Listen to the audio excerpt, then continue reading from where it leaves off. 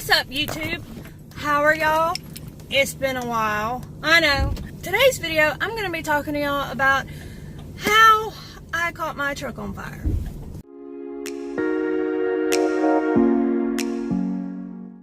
I'm Jessica Chilll, and today I'm going to be talking to you guys about how I caught my truck on fire many moons ago.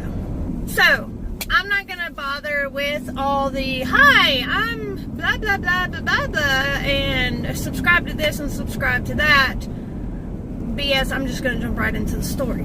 So it was about, let's see, what year? 2003. No, take that back. It was 2002 because it was when my son was 3 months old. Me and his dad, as many of you may not know, we were together like 4.5 years, but we split up for a while I was pregnant with Christian, and we didn't get back together till he was 3 months old. So the night that we initially got back together, he had been dating, well, hold on, let me go back a little history, okay? Sorry. So he dated this one girl, Sally. I'm gonna call her Sally.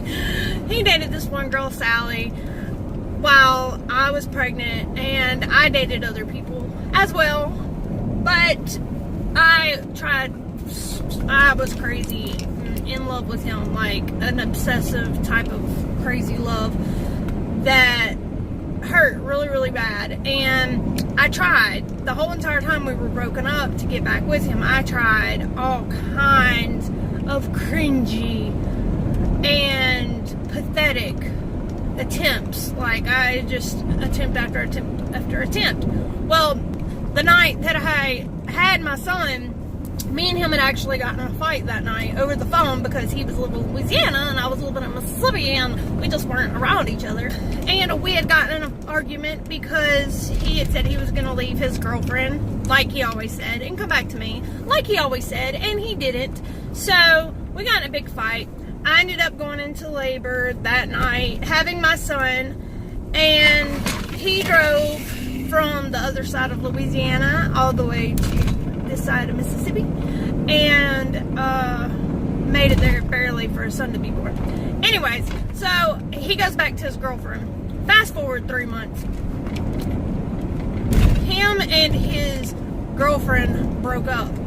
The very first thing he did, drove to Mississippi to find moi, which, crazy enough, wasn't that hard for him to find me. I don't know how he found me, but I was actually with another guy and this chick, and we were, you know, partying or whatever. We were at some people, I didn't even know who the people were, their apartment. Me and this other girl are in the bathroom comparing stories about the one dude that we both apparently were messing around with. When that guy knocks on the bathroom door, and he's like, Jessica, we'll call him Corey. Corey is at the door looking for you. And I'm like, who? He's like, Corey is outside. I'm like, okay. So I go and answer. I'm like, oh, what's up? Well, how'd you find me? And he tracked me down through various different mutual friends. He tracked me down. So he's like, hey, you want to go to this club with me tonight? And we could, okay, so I can't talk today. So the guy that I was with, whenever he came to see me, that dude sold ecstasy. And so me and Corey got some pills, and we went out with another friend, a mutual friend of ours. We went to the club. We had a blast that night, rolled our asses off, went to an after party at another mutual friend's in Jackson, partied our asses off, then went home and got my son and went to my aunt's house, which is where my brother was too. Well, my brother had just broken his arm, I believe, so he had a bank load of money, and he's like, hey, hey, let's go back out again tonight. We'll go to that place y'all went to last night. And we're like, hell yeah, we had a blast last night, so let's go. So me and my brother go to the mall. I get him some Jabos and some Tommy shirts and, you know, like pimp him out. He looked like a freaking mustard seed. His shirt was so ugly. He hated me. He hated me for the clothes I picked out for him, and I don't even know why I picked them out. They were freaking horrendous. But it is what it is. My brother always gets me to pick out his clothes. I usually do a good job, but that one time I did not do a very good job. Actually, well, I can make a whole nother story time about that. So we go shopping, get him some clothes.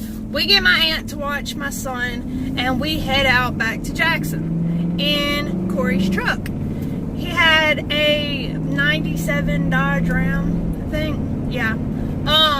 So he had it since me and him had started dating. So I, you know, pretty much considered it my truck too, especially after we got married, it was my truck. But so that night we get all ready, we're smooth, we get to the club, and there's a long line. So we wait in the line and get to the door, and this asshole bouncer looks at my ID. My ID wasn't fake or anything like that, just the film that covers the reflective thing that covers your ID.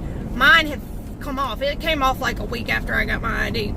So the night before he let me in, but this night, the next night, Saturday night, no, he decided not to. He was like, all right, you're not, you can't come in because you have a fake ID.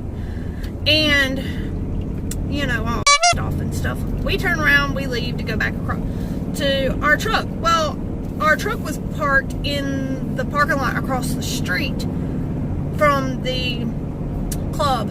And as we're walking back to the club, this car full of really drunk chicks are going down the road, and a black guy walks across the street like everybody else was doing, and he almost got hit. So the chick honks the horn, and she's like, yeah, that's why you almost got run over. And as soon as she said that, she swerved a little bit, and there was a car pulling out of the parking lot that was on the same side of the street as the club, and she like swerved and took off the whole front end of their car. Then she took off, like she fled the scene. Me, my brother, and Corey we laughed so freaking hard, which I think is what jinxed us, because we paid for it dearly later on that night. So we get in our car, and we were talking about how stupid it was. We get to the people's house that we had partied at the night before, and there's a lot of people there. We're having fun or whatever, and the people that own the house, the chick was like, all right, I'm ready to go to bed. I need everybody to get the hell out of my house. So we get ready to leave. We go and get in the truck, which was parked like in their yard. It gets stuck. It had been raining, you know, that day and the night before and stuff. So it gets stuck, and we're drunk. We're like completely screwed. Corey decides to after trying to get, you know, unstuck for a while, Corey decided to put it in drive, rear up the motor really high, tires are spinning, and busted into reverse, reared up, and he just did it back and forth, back and forth, back and forth. Well, we didn't know that there was a leak on the manifold, an oil leak on the manifold. So I hop in the truck with him, and we're just sitting there, and he's like, man, we are so stuck. And I'm like, there's smoke coming out of the vents, and I'm like, it's smoking really bad. And I laugh. I'm like, what if it's on fire? And he looked at me, and he's like, what if it is? So we jump out real quick, pop the hood, and it's on fire. I mean, not a little fire, I mean like a big ass fire. And so the people that live there locked the doors because the truck was being so freaking loud. Him doing that back and forth, it was so loud. They didn't want, and they lived in a subdivision, so they didn't want the cops to come or whatever, so they locked their doors, won't let nobody in. They don't have a water hose. They had a water spigot, but no water hose. And we didn't have buckets. All we had was little cups and Mountain Dew bottles and water bottles. So, there's like 15 people running back and forth between the water hose, the water spigot, and the truck with little bitty cups just pouring water on. And it got in the wire, so it was an electrical fire. We were pouring water on them, and the fire spread from the motor up into the dashboard. And everything's freaking melting. Like the dashboards, the air conditioner vents, everything. Finally, and we couldn't get to the fire in the dashboard, so finally, someone had this bright idea to get a crowbar and pry the dash apart. So we pried it broke into 1,000 pieces. We pried that bitch apart and poured water on it. Finally got the freaking fire out, and we were like, okay, now we're screwed. We're stuck. We didn't have cell phones back then. You know, people had them, but we didn't have them. We was broke and poor, so we didn't have cell phones. And we're just stuck there. We stayed there like an hour trying to figure out what we were going to do. Half the people had already left. The people that lived there locked the doors. They went to bed. They wasn't like having none of it. So we decided to walk to a motel room, which was like 3 miles away. Me and my brother and Corey, we walked to the freaking motel room, get a motel. And all the while, we had a bottle of Goldschlager, like a fifth of Goldschlager and some other shit we had been drinking. So we sleep there. The next day, we're like, all right, we got to walk back to those people's house to get the truck unstuck. And we go to the store first to get some coffee. So like there's like the frontage road, which is where the hotel the hotel was. Then you walk back towards like the exit road, and there was a store there. Then the road like turned and went straight the same exact way as the frontage road, but it was, you know, on the other side. It was an actual road, not a frontage road. So we walked to that store. While we're in that store, I had that Goldschlager wrapped up in a jacket. And I didn't even think about this until my brother had brought it up a couple of weeks ago. I completely forgot that I dropped that freaking Goldschlager bottle, and it busted everywhere. And it was almost full. Yeah. That was crazy. That guy thought we stole it, except for he didn't sell Goldschlager, so yeah, we didn't get into trouble for that, but it was extremely embarrassing, and we were all hungover on top of it, and you know, we had been up for like 2 days. So we get back to the people's house. Come to find out, where we had parked used to be a garden. You know, before those people had moved in, the people that lived there prior had a garden. How did we learn this?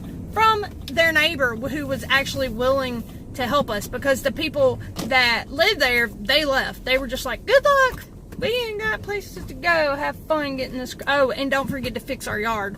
We're like, we did not fix those people's yard. We were like, screw y'all. But we got back over there.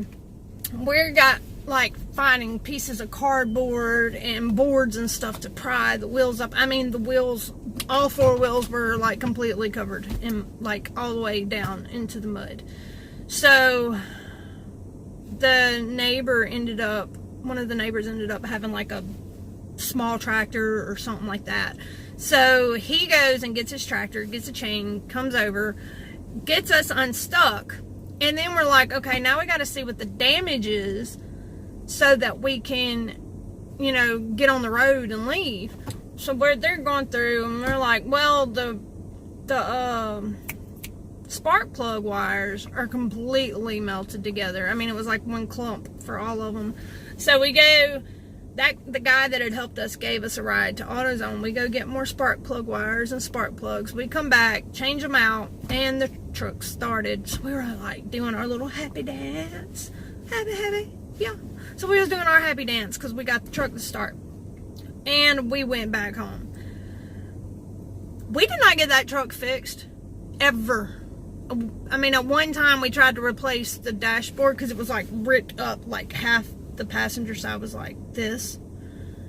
And we rode around with it, like the actual dashboard, like a part of it that was ripped up actually touched the windshield.